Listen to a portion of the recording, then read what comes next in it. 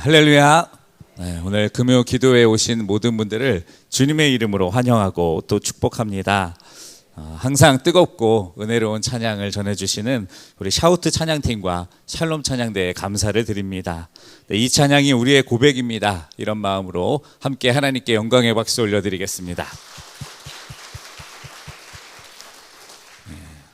긴 연휴가 이제 시작되었습니다.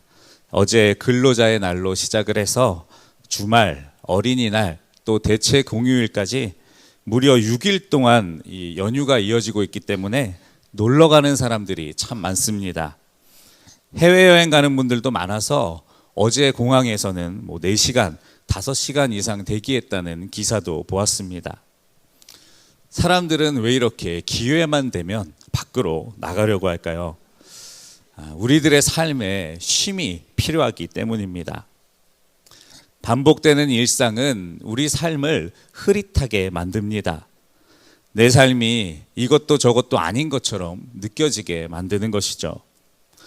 그렇기에 여행이나 휴가 이런 시간을 통해서 잠시 나의 일상에서 벗어나서 더 넓은 세상을 보고 즐기며 또 스스로를 돌아보기도 하고 또 뭔가 흐릿해져 버린 것 같은 내 삶을 다시 선명하게 만들어서 힘있게 살려고 이렇게 나가는 것이죠. 그러나 예수님을 믿는 우리들의 쉼은 믿지 않는 사람들과는 달라야 합니다. 우리의 쉼은 단순히 육체적인 피로나 정서적인 피로를 풀기 위함이 아닙니다.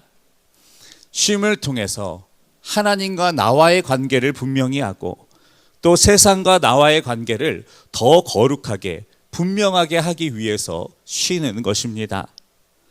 그러니 쉬시더라도 주님 안에서 쉬셔야 합니다. 요즘 교회에서 찬양대, 각 팀, 부서 야유회 많이 가고 있습니다.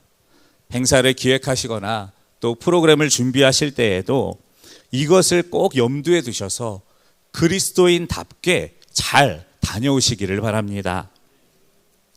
지난주에 우리 목회자들도 우리 장로님들 부부와 함께 1일 수련회를 다녀왔습니다. 교회에서 이제 출발을 하려고 할 때 어느 장로님께서 이렇게 기도해 주셨던 것으로 기억을 합니다. 자연에 담긴 하나님의 신성과 영광을 느끼게 해 주십시오. 정말 멋진 기도죠. 우리 장로님들 수준이 이렇게 높으십니다. 저도 감동을 많이 받아서 목적지로 이동하는 내내 이 기도를 마음에 담고 갔습니다. 하나님, 저도 오늘 만물에 담겨 있는 하나님의 신성과 영광을 보게 해주십시오. 이 버스를 타고 이렇게 이동을 하는데 저의 옆자리 버스 창으로 이 햇살이 막 이렇게 제 자리를 비추고 있었습니다. 제가 보기보다 감수성이 굉장히 예민한 편이어가지고 그 햇살을 이렇게 손에 담아 보려고 이렇게 손을 이렇게 오므렸습니다. 지금 하시는 분들은 요즘 말로 T입니다. T. 이성적인 분들이시죠. 파워 F인 분들은 이제 저의 이 행동이 이해가 되실 것입니다. 아무튼 이렇게 손을 오므렸더니 제 손 안에 이 햇빛이 가득 담겼습니다. 이렇게 손에 햇살을 담아 보니 아까 장로님의 기도도 생각이 나고 또 제 손에서 이 햇살의 온기도 느껴지고 이러면서 깨달아지는 것이 있었습니다. 하나님의 영광은 이 손에 담긴 햇살처럼 느낄 수는 있지만 내가 어떻게 표현할 수가 없구나. 이렇게 우리 손에 담겨지기도 하지만 내가 가질 수는 없는 것이구나 라는 걸 깨닫게 되었습니다. 사랑하는 성도 여러분, 하나님의 영광, 하나님의 사랑이 이런 것입니다. 분명 느껴지는데 어떻게 설명할 방법이 없습니다. 분명히 내가 누리고 있지만 또 내 것은 아닙니다. 하나님께서 나에게 주시지 않으면 느낄 수조차 없는 것이죠. 오늘 본문에는 이런 신비로운 하나님의 사랑을 받는 한 인물이 나옵니다. 바로 예수님의 제자 베드로입니다. 저는 베드로를 참 좋아합니다. 왜냐하면 이 베드로에게서는 사람 냄새, 이 인간미가 느껴지기 때문입니다. 그래서 오늘 베드로와 예수님이 만난 이 장소들을 중심으로 말씀을 나누려고 합니다. 먼저 예수님과 베드로가 처음 만난 베다니로 가보겠습니다. 이제 뒤에 사진이 나왔죠. 이곳이 이제 베다니인데 성경에 보면 베다니가 두 군데가 나옵니다. 여기 있는 이 요단강을 중심으로 이 서편에 있는 베다니가 있고 또 동편에 있는 베다니가 있습니다. 예수님이 평소에 사랑하시던 친구 이 나사로를 만나시던 베다니는 서쪽입니다. 그리고 오늘 말씀에 베드로를 만나시는 베다니는 이쪽 건너편 동쪽입니다. 요한복음 1장을 보면 이 베드로의 동생이었던 안드레가 당시에 세례 요한의 제자로 이쪽 이 동쪽에 있는 베다니에 있었는데 어느 날 세례 요한이 예수님을 만나고 예수님께 하나님의 어린 양이라고 부르는 것을 보고 형 베드로를 찾아가게 됩니다. 그리고 형에게 자신이 성경에서 약속했던 메시아를 만났다고 말하죠. 그리고 이 안드레는 형인 베드로를 데리고 예수님께로 갔습니다. 이때 예수님은 이 베드로를 보자마자 이렇게 말씀하셨는데요. 우리 세번역 말씀을 같이 한번 읽어보겠습니다. 시작. 예수께서 그를 보시고 말씀하셨다. 너는 요한의 아들 시몬이로구나. 앞으로는 너를 게바라고 부르겠다. 게바는 베드로 곧 바위라는 말이다. 예수님께서는 이 본명이 시몬이었던 베드로를 보시자마자 반석이라는 새 이름을 지어주시며 그를 향한 사랑과 믿음을 보여주셨습니다. 사랑하는 성도 여러분, 저와 여러분들도 예수님께 이런 사랑을 받았습니다. 예수님께서는 우리를 충분히 지켜보시고 요리조리 계산하신 다음에 사랑해 주지 않으셨습니다. 예수님께서는 저와 여러분과의 첫 만남부터 우리를 향한 사랑을 숨기질 않으셨고 처음부터 우리에게 100%의 사랑을 주셨습니다. 그러나 안타깝게도 베드로도 저도 여러분도 이런 순도 100%의 예수님의 사랑을 받기에는 부족한 사람들이었습니다. 그래서 베드로는 이 사건 이후에 보면 금방 예수님을 떠나버리고 맙니다. 성경은 베드로가 예수님을 왜 떠났는지 그 이유가 기록되어 있지 않습니다. 아마도 제 생각에는 이 별 이유가 아니어서 기록이 안 된 것 같습니다. 사실 사람들이 예수님을 떠나는 이유가 이렇게 별것 아닐 때가 참 많습니다. 이 가까운 사람들끼리 싸우는 모습을 보면 여러분 큰일로 싸우던가요?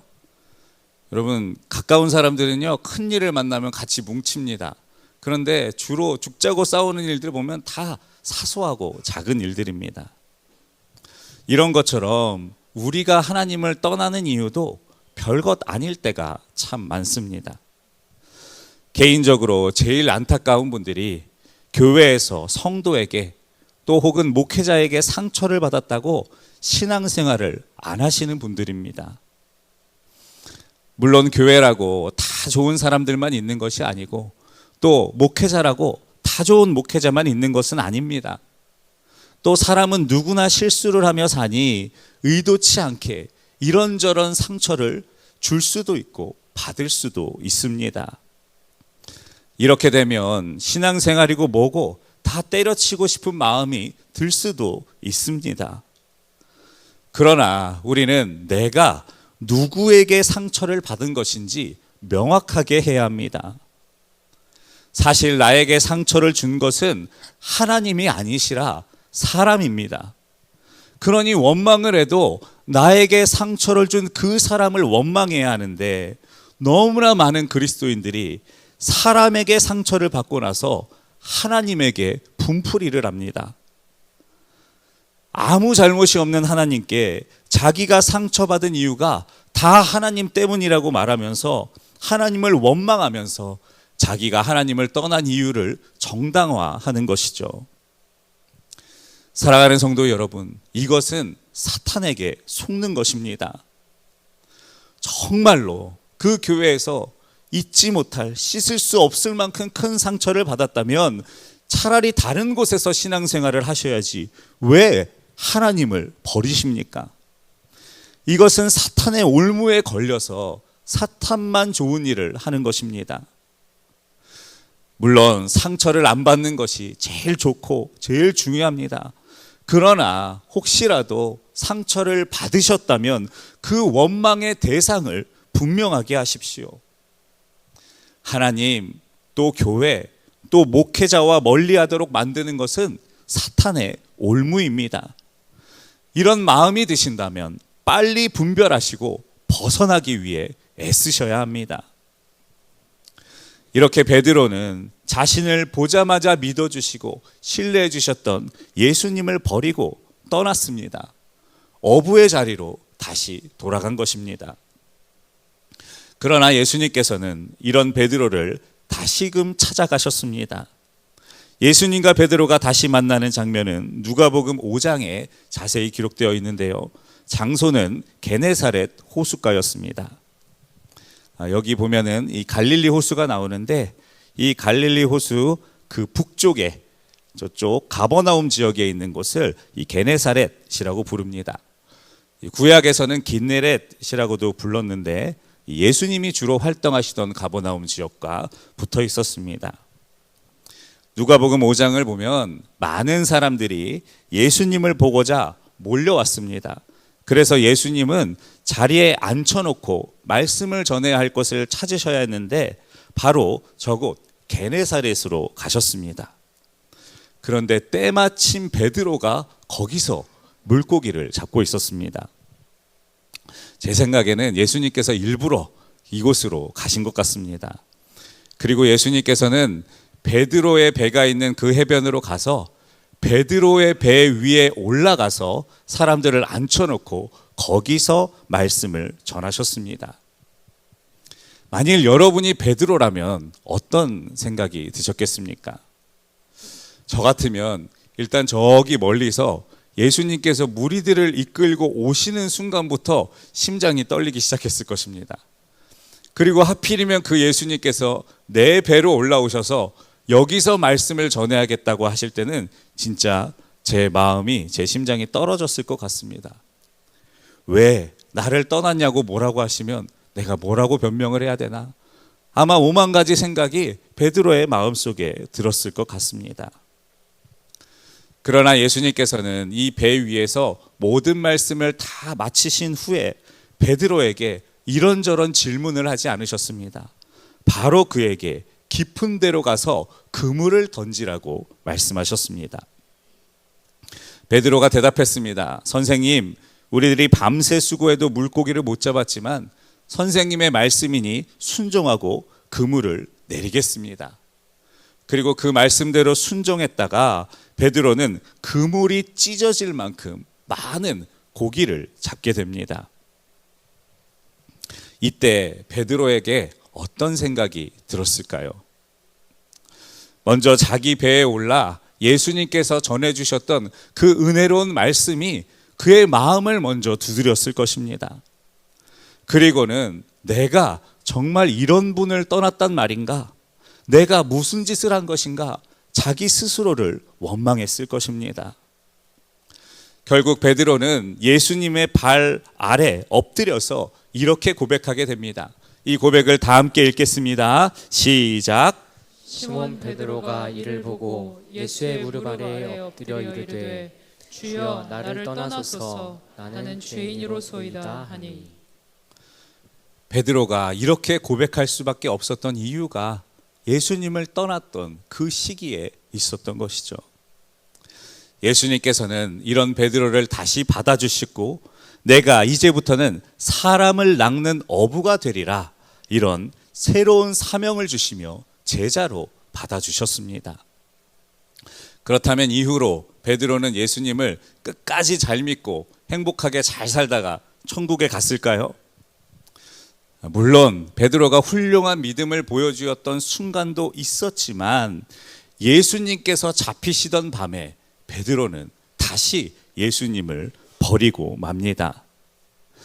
예수님과 베드로의 만남 세 번째 장소, 가야바의 뜰입니다. 이 그림은 하인리 호프만이라는 사람이 그린 그림입니다. 이 작품을 이제 계속 띄워주시기 바랍니다. 사실 베드로는 행동만 보면 누구보다 믿음이 좋고 누구보다 용감한 사람처럼 보였습니다. 예수님을 따라 무리를 걷기도 했었고, 또 예수님께서 십자가 죽음을 말씀하실 때는 그런 일이 절대 일어나지 않도록 자기가 막겠다고 호언장담하기도 했습니다. 그러나 예수님께서는 이런 베드로를 향해서 내가 닭이 울기 전에 3번 나를 부인하리라 라고 말씀하셨습니다. 결국 예수님께서 잡히시던 밤이 되자 베드로와 제자들은 예수님을 다 버리고 도망가고 말았습니다.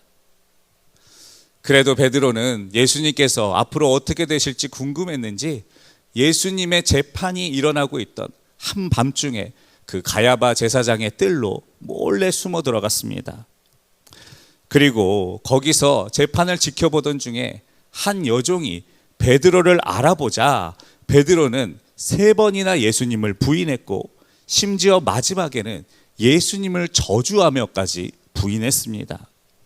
그런데 바로 그 순간 영화처럼 예수님께서 몸을 돌려서 베드로를 보셨습니다.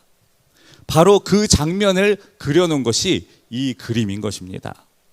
여기 가운데 보시면 어두운 쪽에 예수님이 보이시죠? 예수님께서 몸을 돌려서 베드로를 보고 계십니다. 그리고 베드로는 이런 예수님의 눈길을 알고 고개를 숙이고 피하고 있습니다.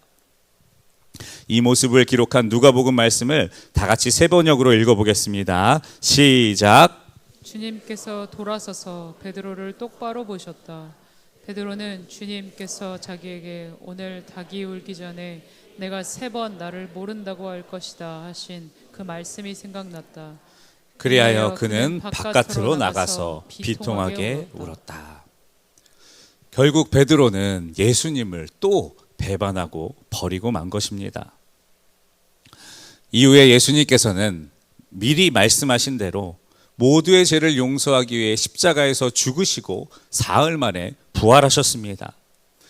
베드로도 예수님의 죽음과 부활의 소식을 들었습니다.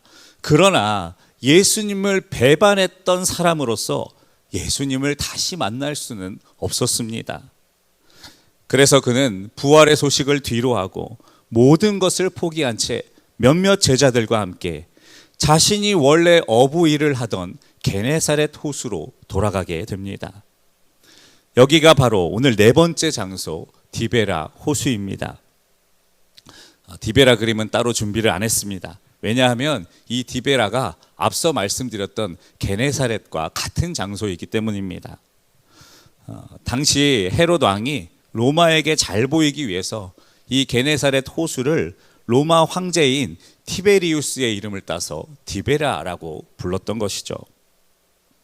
바로 이곳이 예전에 예수님께서 자신을 떠나 배신했던 베드로를 찾아가셨던 곳인데, 바로 그곳에서 예수님께서 한 번 더 베드로를 만나 주신 것입니다.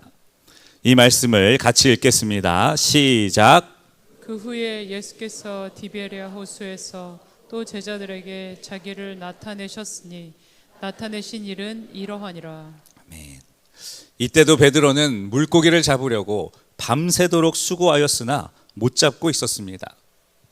저는 이쯤 되면 사실 베드로의 이 낚시 실력이 조금 의심이 되기는 합니다. 아무튼 예수님은 이들에게 배 오른쪽으로 그물을 던지라고 말씀하셨고, 베드로와 제자들이 이 말씀에 순종하여 그물을 던졌을 때 그물을 끌어올릴 수 없을 만큼 많은 물고기를 잡게 되었습니다. 이 순간 베드로는 이 배 오른쪽으로 그물을 던지라라고 말씀하신 분이 예수님인 것을 알아챘습니다. 그래서 그는 주님이시다라고 외치고 예의를 갖추기 위해 벗고 있었던 겉옷을 다시 입고 물속으로 뛰어들어 예수님에게 갔습니다. 그리고 베드로와 제자들이 예수님 계신 곳에 도착했을 때 그곳에서 이들을 기다리고 있었던 것은 밤새도록 수고한 제자들을 위해 예수님께서 차려주신 아침 식사였습니다. 사랑하는 성도 여러분, 이것이 우리 예수님의 사랑입니다. 우리는 예수님을 늘 배반하지만 예수님은 늘 우리를 위하십니다. 한 번도 아니고 계속해서 예수님을 배반했던 우리들이나 우리들의 인생의 그물에 어려움이 찾아오면 내 말 안 듣더니 잘 됐다 이렇게 모른 척 하셔도 되는데, 항상 우리에게 먼저 찾아와 주시고 오른쪽으로 그물을 던지라 말씀해 주시고 우리 삶의 문제들을 해결해 주시며 우리를 사랑해 주시는 분이 예수님이신 것입니다. 예수님께서는 마치 한 번도 상처받지 않으셨던 것처럼, 한 번도 배신당하지 않으셨던 것처럼 저와 여러분들을 사랑해 주시는 것입니다. 사랑하는 성도 여러분, 이 밤 예수님의 이 사랑이 여전히 동일합니다. 예수님께서 여러분을 사랑해 주시는데 여러분에게 한 번도 배신당하지 않으신 것처럼 사랑해 주십니다. 여러분의 반복된 허물과 죄와 잘못을 마치 잊어버리신 것처럼, 동에서 서가 먼 것처럼 우리의 주홍 같은 죄를 보지 않으시고 한결같이 사랑해 주십니다. 이 사랑을 믿으셔야 합니다. 예수님께서는 또다시 자신을 배신한 베드로에게 왜 그랬냐, 어떻게 또 그럴 수가 있냐 물어보실 수도 있었지만 한 말씀도 하지 않으셨습니다. 다만 이렇게 질문하셨습니다. 우리 말씀을 같이 읽겠습니다. 시작. 그들이 조반 먹은 후에 예수께서 시몬 베드로에게 이르시되 요한의 아들 시몬아, 내가 이 사람들보다 나를 더 사랑하느냐 하시니 이르되 주님 그러하나이다. 내가 주님을 사랑하는 줄 주님께서 아시나이다. 이 남자와 여자가 서로 사귀고 있는데 자기야 나 사랑해? 라고 여자가 물어보면 남자들이 눈치가 빨라야 됩니다. 이때 자기 경상도 남자라고 그러면 니는 나 사랑하나? 이러면 이제 큰일 나는 것이죠. 누군가 나 사랑해? 라고 물어볼 때 그 사람은 여러분 이미 사랑하고 있는 것입니다. 사랑하니까 사랑하냐고 물어보는 것이죠. 예수님께서 베드로에게 사랑을 물어보실 때 예수님은 이미 베드로를 사랑하시는 것입니다. 오늘 이 본문은 헬라어 원어로 보아야 사실 의미가 잘 전달이 됩니다. 본문에 나오는 사랑이라는 단어가 우리말로는 다 사랑이지만 헬라어로는 다르게 쓰였기 때문입니다. 먼저 예수님은 베드로에게 아가페 사랑으로 물어보셨습니다. 시몬 요한누, 요한의 아들 시몬아, 아가파스메, 내가 아가페 사랑으로 나를 사랑하느냐? 여기서 나오는 아가페 사랑은 신적인 사랑입니다. 완전한 사랑입니다. 예수님은 베드로를 아가페 사랑으로 사랑하셨기 때문에 그에게도 너도 나를 이렇게 사랑하느냐 물으셨던 것입니다. 그러나 예수님을 배반했던 베드로는 감히 이렇게 대답할 수가 없었습니다. 그래서 필리오세, 제가 필레오 사랑으로 사랑합니다 라고 대답했습니다. 이 필레오는 아가페처럼 신적인 완전한 사랑이 아닌 친구들끼리 혹은 스승과 제자들끼리 하는 사랑입니다. 인간적인 사랑인 것이죠. 그러나 예수님은 이렇게 대답하는 베드로를 탓하지 않으셨습니다. 비록 예수님께 적은 사랑을 고백하는 베드로지만 큰 사명을 맡겨주십니다. 이르시되 내 어린 양을 먹이라 하시고, 두 번째도 예수님은 똑같이 아가페 사랑으로 베드로에게 물으셨습니다. 이 말씀도 우리 같이 읽어보겠습니다. 시작. 또 두 번째 이르시되 요한의 아들 시몬아, 내가 나를 사랑하느냐 하시니 이르되 주님 그러하나이다. 내가 주님을 사랑하는 줄 주님께서 아시나이다. 또다시 아가페로 물으시는 예수님의 질문에 베드로는 또다시 필레오 사랑으로 대답을 했습니다. 그러자 이때도 예수님께서는 똑같이 베드로에게 사명을 맡겨주셨습니다. 이르시되 내 양을 치라 하시고, 결국 예수님께서는 마지막으로 나를 사랑하느냐 물으실 때는 베드로와 같이 필레오 사랑으로 물으십니다. 예수님께 온전한 사랑을 드릴 수 없었던 베드로의 사랑의 수준으로 예수님께서 내려와 주신 것입니다. 이 본문도 같이 한번 읽어보겠습니다. 시작. 세 번째 이르시되 요한의 아들 시몬아 내가 나를 사랑하느냐 하시니 주께서 세 번째 내가 나를 사랑하느냐 하심으로 시몬 요한누 요한의 아들 시몬아 필레아스메 내가 나를 아가페 사랑으로 사랑하지는 못할지라도 그렇다면 필레오 사랑으로는 사랑하는 거 맞지? 라고 예수님께서 질문을 받고 물어보신 것입니다. 이렇게 베드로의 사랑의 수준에 맞춰서 예수님께서 내려와 주신 것이죠. 예수님의 달라진 이 질문 앞에 베드로는 근심하고 괴로워하며 대답할 수밖에 없었습니다. 베드로가 근심하여 이르되 주님 모든 것을 아시오매 내가 주님을 사랑하는 줄을 주님께서 아시나이다. 예수님께서는 이런 베드로에게 다시 한번 중요한 사명을 맡기셨습니다. 예수께서 이르시되 내 양을 먹이라. 사랑하는 성도 여러분, 우리도 베드로처럼 반복되는 배신과 반복되는 불신앙을 가지고 삽니다. 그러나 예수님께서는 실망하지 않으시고 또다시 우리를 사명의 자리로 불러주십니다. 비록 우리의 사랑이 예수님 같은 사랑이 못 될지라도 아가페 사랑을 드릴 수 없고 인간적인 사랑만 드릴 수밖에 없는 연약한 사랑일지라도 이것이라도 주님께 고백하면 주님은 이 고백을 귀하게 받으시고 우리에게 다시 사명을 맡겨주시는 것입니다. 사랑하는 성도 여러분, 주님은 주님을 사랑하는 사람과 일하십니다. 능력 있는 사람과 일하시는 것이 아닙니다. 남들에게 자랑할 만한 크고 빛나고 아름다운 사랑은 아닐지라도 그래도 주님, 제가 주님을 사랑합니다. 제 사랑이 너무 작고 보잘것없어서 어디 꺼내놓기 부끄러운 사랑일지라도 제가 이 사랑으로 주님을 사랑합니다 라고 고백할 수 있으면 주님은 이것을 귀하게 받으시고 부족하고 죄 많고 허물 많은 우리들에게 주님의 사명을 다시 맡겨주시는 것입니다. 그러니 이 밤 결단하시기 바랍니다. 여기에 나오신 분들 중에 작은 사랑일지라도 주님을 사랑하지 않는 분이 어디에 계시겠습니까? 주님을 사랑하기 때문에 이 자리에 나와 예배하고 기도하시는 것이 아니겠습니까? 주님은 이런 사랑을 기쁘게 받으십니다. 우리는 작다 말하고 우리는 보잘것없다 말하지만 주님은 그렇게 보지 않으십니다. 이것을 우리의 수준으로 내려와서 기쁘게 받아주십니다. 혹시라도 어제 혹은 그제 또다시 주님을 실망시켜 드릴 만한 행동을 하셨다 할지라도 오늘 여전히 똑같이 우리를 믿어주시는 주님 앞에 담대하게 나가시기 바랍니다. 우리 찬양팀은 앞으로 나와주시기 바랍니다.